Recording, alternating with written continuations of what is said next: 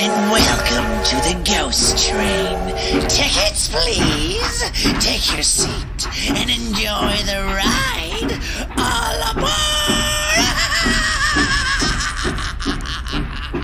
Hey everyone, my name is Drew, and welcome on board the Ghost Train podcast, the podcast that dives right into the freaky and creepy world of the paranormal.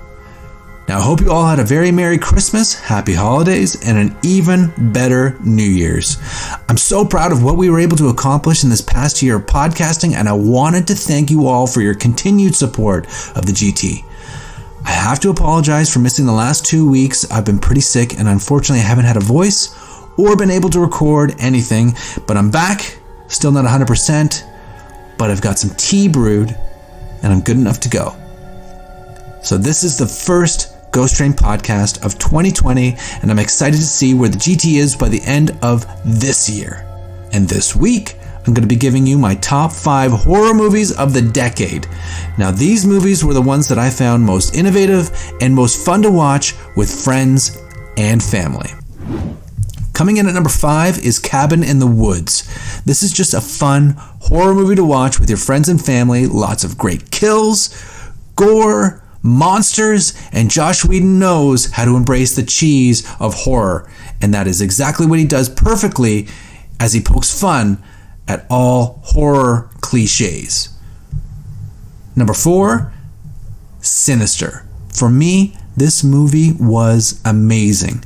To see such a high-profile actor like Ethan Hawke star in a horror movie like this was shocking.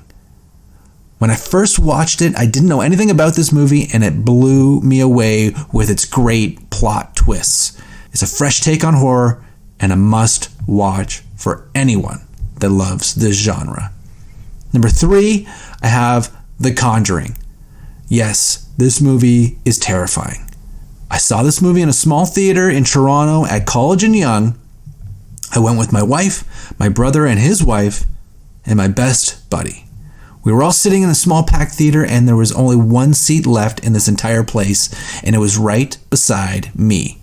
In walks this insanely creepy looking dude, huge beard, long hair, pretty scruffy looking guy, to say the least. He had about 6 bags in his hands, and I see him come in and start walking up and down the aisles looking for a seat. Now I know there's not one left other than the one beside me, so as we make eye contact, I wave him over, and he makes his way through all the people who are sitting down and thanks me for his seat and sits down. Now, it's clear that this guy hasn't showered in a while because of the dirt on his hands and all over his face, and the smell coming off him was pretty disgusting. But it made for a fun evening, and one that I'll never forget. And the one scene that still terrifies me to this day is when the witch is on top of that wardrobe. It is unbelievable. You have to watch this movie. If you haven't seen it, even if you have, give it a rewatch. It is awesome. Now, number 2, I have Insidious. This, for me, brought back horror music. The score of this movie was unreal. My wife and I were watching this, and she had to close her eyes during some of the scenes, and she kept telling me to turn it down. I was like, why the hell am I going to turn it down? And she said to me that the music was too scary. Who knew that was the thing? Anyways, this movie is awesome, and it also kind of deals with some sort of sleep paralysis, which is something that I could relate to. So if you haven't seen Insidious or any of these movies in the franchise, I would definitely recommend at least the first one. I can't speak on the other ones, but the first one is great. Now, coming in at the number 1 movie of the decade is Get Out. This movie was groundbreaking for horror. It gave the entire genre credibility by Hollywood. Now, this was Jordan Peele's directorial debut and earned him 4 Oscar nominations, including a win for Best Original Screenplay. This movie was creatively able to show the audience the darker side of America. I thought it was beautifully done, and it is why it is my number 1 must-see horror movie of the decade. Get Out. Unbelievable.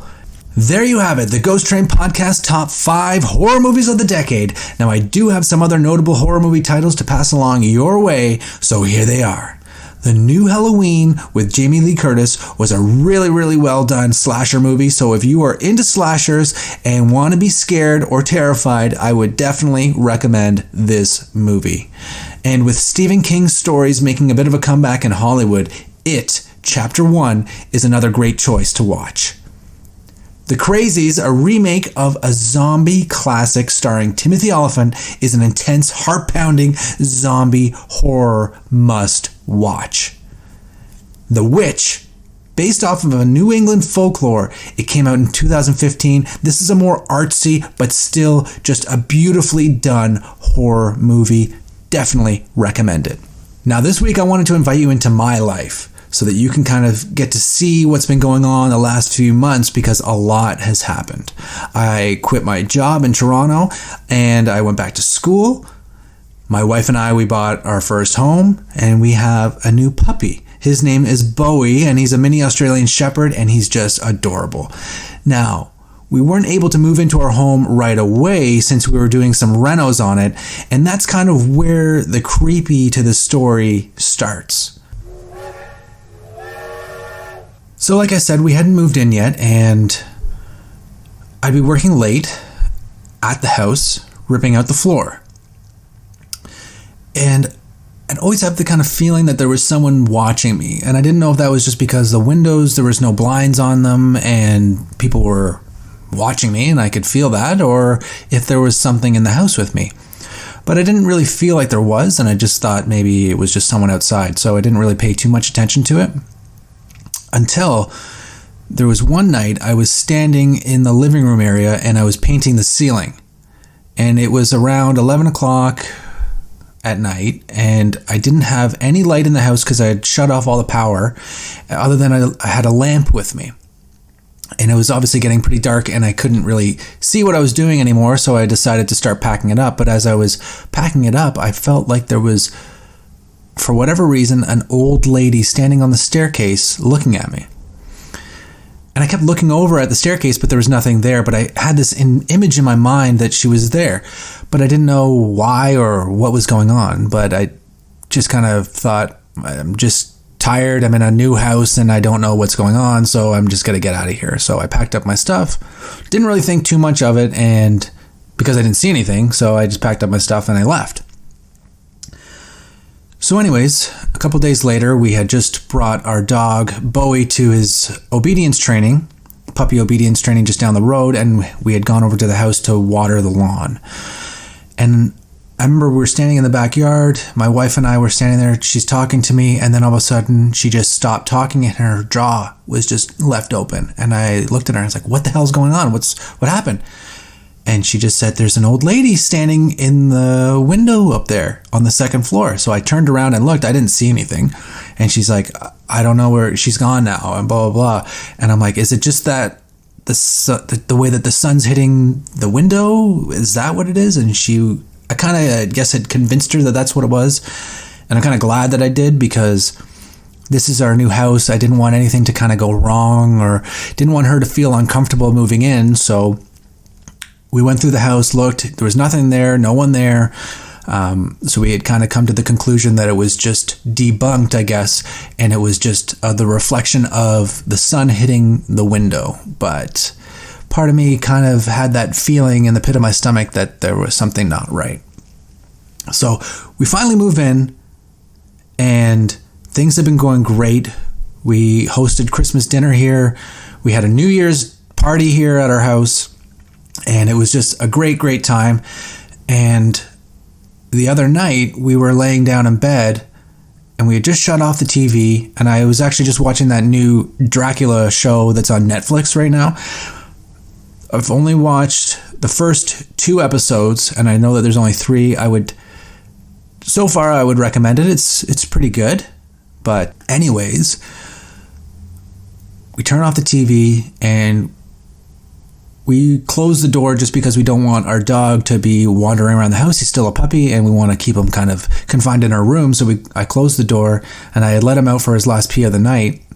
As we laid down, my wife rolls over and she says, "Can you hear that talking?" And I said, "I don't know what you're talking about." She's like, "It's like a muffled conversation is happening. And I actually remembered a story of one of the past Ghost Train guests that I had, and I remember that they were talking about hearing this muffled kind of talk going on, that you can't understand it. And I couldn't hear it, but my wife kept saying, I hear this. How do you not hear this? And I'm trying to listen so intensely, trying to block out everything. And then I start to hear it.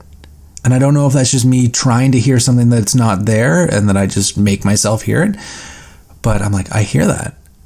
So I get up, open the door to our room, and as I open the door to the room, I start hearing music, like very faint music, kind of like a classical kind of style of music playing.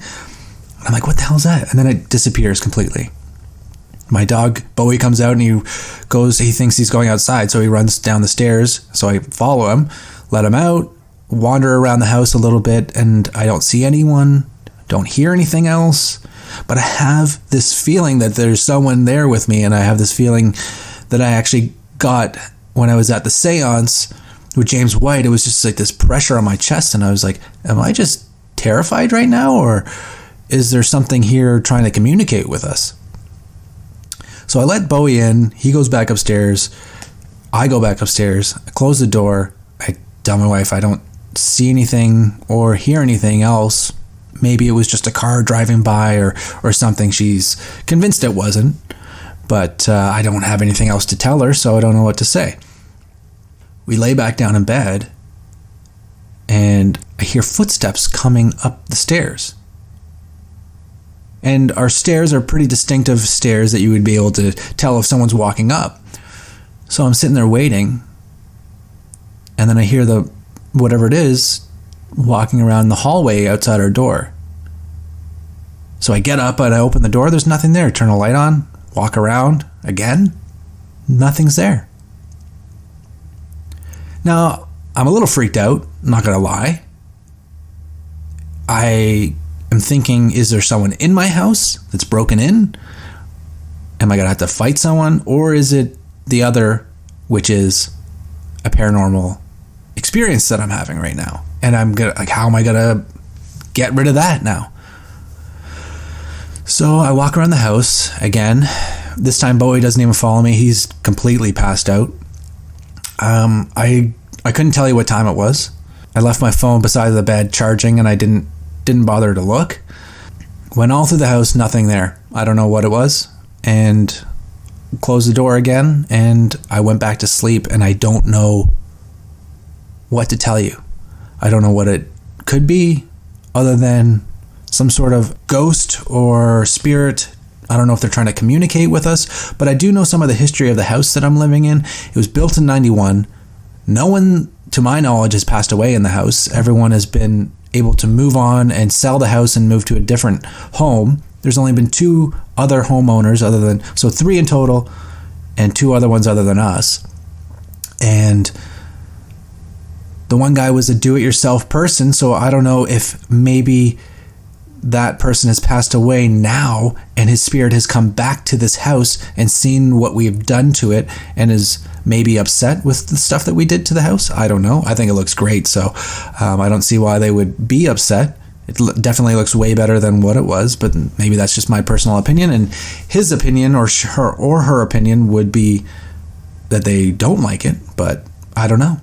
I don't know what this could be, but I guess to be continued. This is going to maybe be something that I'm going to be updating you all on as an ongoing kind of situation that's been happening in this house. So stay tuned for more of the stories about the home I live in now. I don't know if it's haunted. I haven't come to that conclusion yet, but I will definitely be updating you all when I can and when something happens. And if you have any ideas of what this could possibly be, I'd love to hear from you. So send me a message, because I don't know what this could be. I do have my theories, like I've said, but I'm not 100% sure what this could possibly be. So what I want you to do is send me a message on Facebook or Instagram. You can search for me at Ghost Train Podcast, or on Twitter, you can search at Ghost Train Pod, and let me know if you have any theories of what this could possibly be. Now, I want to thank you all for listening to the Ghost Train podcast today. This was the very first episode of 2020. I'm so happy to be spending it with you all. And until the next train gets in the station, good luck sleeping tonight.